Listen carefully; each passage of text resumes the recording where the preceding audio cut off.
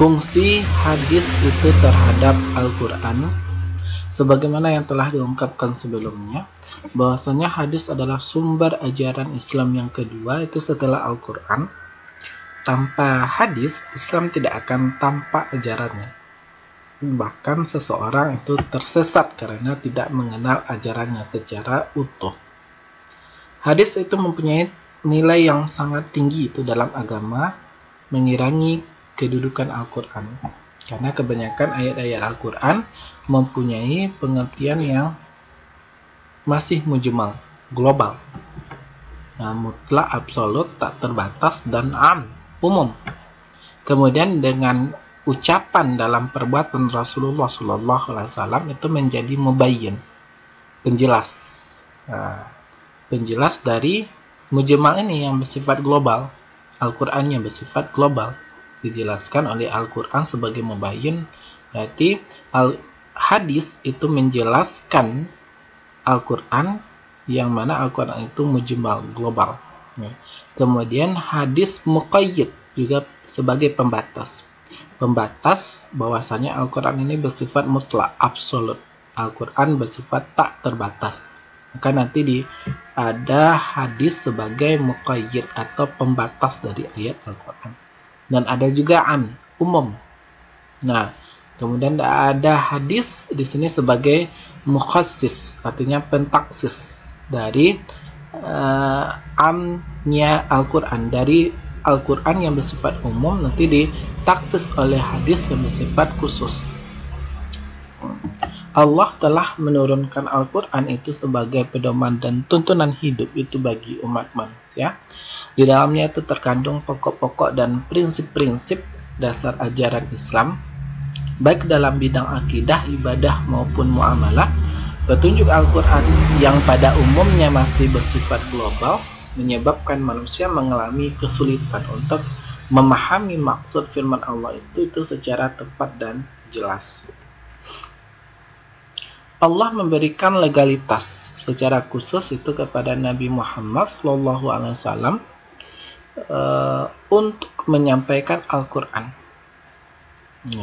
dan menjelaskan maksudnya itu kepada umat manusia.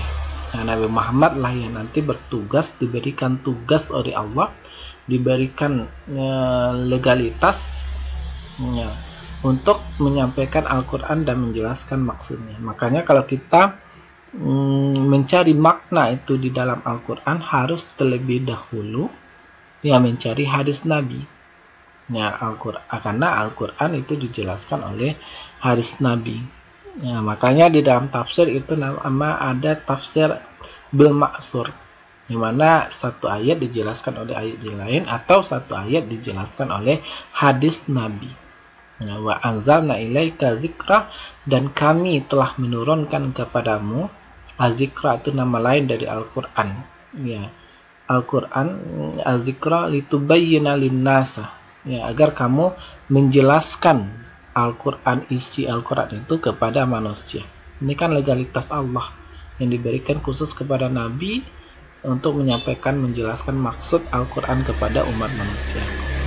Man nuzzila ilaihim wa la'allahum yatafakkarun. La'allahum yatafakkarun, agar mereka itu memikirkan Al-Quran itu tersebut.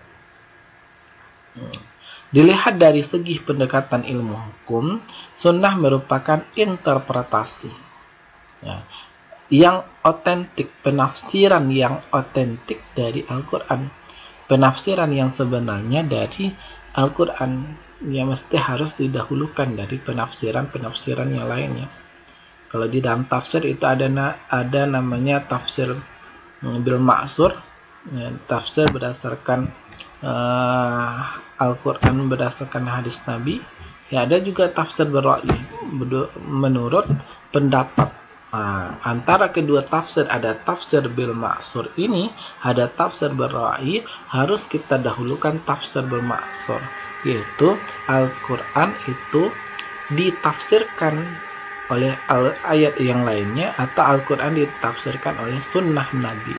Dilihat dari segi pendekatan ilmu hukum, ilmu syariat, Sunnah itu merupakan interpretasi atau penafsiran yang otentik itu dari Al-Quran.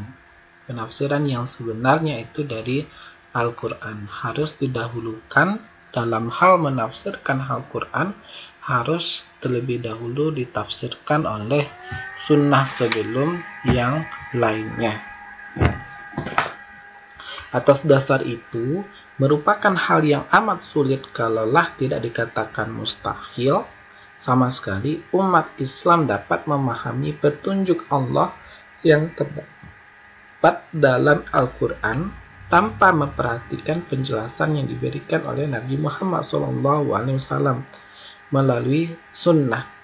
Ya, mustahil kita akan bisa, contohnya di sini, melaksanakan sholat kalau tanpa ada petunjuk ya dari hadis Nabi, penjelasan tentang tata cara sholat ya, yang disampaikan oleh Nabi. Ya, di dalam Al-Quran kan hanya baru bersifat global, aqimus shalah wa atuz zakah, ya, dirikanlah sholat. Bagaimana cara mendirikan sholat, bagaimana tata cara dalam hal mendirikan sholat itu sendiri, ini dijelaskan oleh hadis Nabi. Makanya mustahil kita akan bisa dapat melaksanakan sholat ya kalau tanpa memahami petunjuk Allah yang terdapat itu di dalam hadis ya. Tidak, ini yang dimaksud mustahil sama sekali umat Islam dapat memahami petunjuk Allah yang terdapat dalam Al-Quran tanpa memperhatikan penjelasan yang diberikan oleh Muhammad SAW. Makanya ketika kita menafsirkan ayat Al-Quran ya harus dilihat penafsirannya itu melalui hadis Nabi. Makanya ada istilah tafsir bil ma'sur, bahwasanya ayat Al-Quran ditafsirkan berdasarkan hadis Nabi ya. Di antara kedudukan hadis dalam Islam adalah menjelaskan kitabullah Al-Quran. Sebagai penjelas hadis memiliki bermacam-macam fungsi. Imam Malik bin Anas menyebutkan ada 5 macam fungsi, yaitu sebagai bayan takril, bayan tafsir, bayan tafsil, dan bayan bayan at-tasri'. Sementara itu Imam Syafi'i juga menyebutkan ada 5 fungsi, yaitu sebagai bayan at-tafsir, bayan at-taksis, bayan at-ta'in, bayan at-tashri', dan bayan an-nasakh. Dalam kitab Ar-Risalah As-Syafi'i menambahkan 1 fungsi lagi, yaitu bayan al-isyarah. Sedangkan Ahmad bin Hanbal menyebutkan 4 fungsi saja, yaitu bayan at-ta'kid, bayan at-tafsir, bayan at-tashri', dan bayan at-taksih. Berikut penjelasannya itu masing-masing. Nah, kita lihat yang pertama itu adalah bayan takril, atau disebut juga dengan bayan ta'kid, atau sinonimnya yang lain adalah bayan isbat. Secara sederhana, secara bahasa itu kan bisa dimaknai sebagai menetapkan, memperkuat, mempertegas, atau menggarisbawahi apa yang telah dikemukakan Allah itu di dalam Al-Quran. Fungsi hadis dalam hal ini hanya memperkokoh isi kandungan Al-Quran ya, sebagaimana contoh ya, dalam surat Al-Baqarah di ayat 185, faman syahida minkum asyhra falyasum, barang siapa yang di antara kamu yang menyaksikan Bilal ya, yang hilal, maksudnya yang menyaksikan hilal, tanda awal bulan Ramadan, falyasum, maka berpuasalah.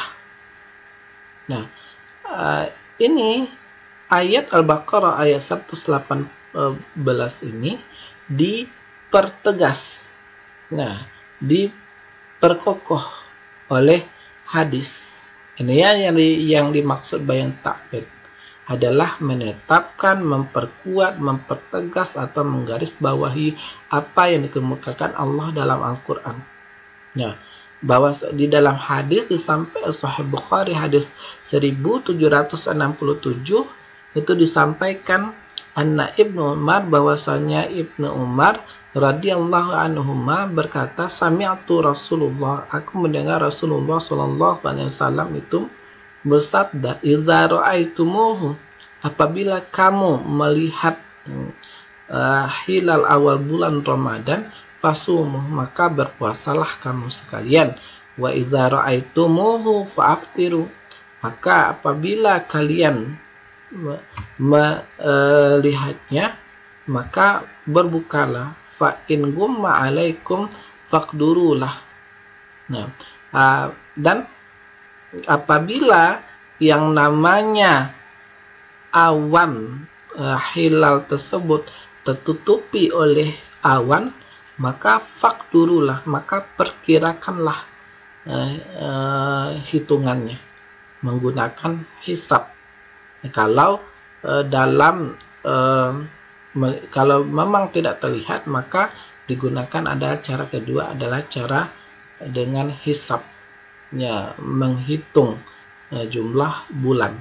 Nah, di sini jelas di dalam Al-Baqarah dan hadis Sahih Bukhari ini sama-sama isinya, sama-sama menyeru bahwasanya kalau melihat hilal maka berpuasalah. Hadis pun seperti itu, kalau melihat hilal maka haruslah itu berpuasa. Inilah yang namanya, yang awalnya itu menentukan awal bulan Ramadan itu dengan cara melihat hilal. Ini ditetapkan, diperkuat atau dipertegas dan digarisbawahi lagi oleh hadis yang menyatakan bahwa untuk menentukan awal bulan suci Ramadan itu dengan cara melihat hilal. Nah, ini yang dimaksud memperkuat, mempertegas atau menggarisbawahi apa yang dikemukakan Allah itu di dalam Al-Quran. Dan kemudian hadis yang ada di bawahnya, fajtanibu ar-rijsa minal ausan wajtanibu qaulaz zur. Ya. Fajtanibu ar-rijsa minal ausani wajtanibu qaulaz zur. Itu Al-Hajj ayat 30, yang artinya jauhilah olehmu berhala-berhala yang najis itu, wajtanibu qaulaz zur, dan jauhilah perkataan-perkataan dusta. Atau perkataan dusta ini maknanya juga adalah janji palsu. Ya, ini semakna hal yang seperti ini ditegaskan lagi di dalam Sahih Bukhari, itu hadis 2654,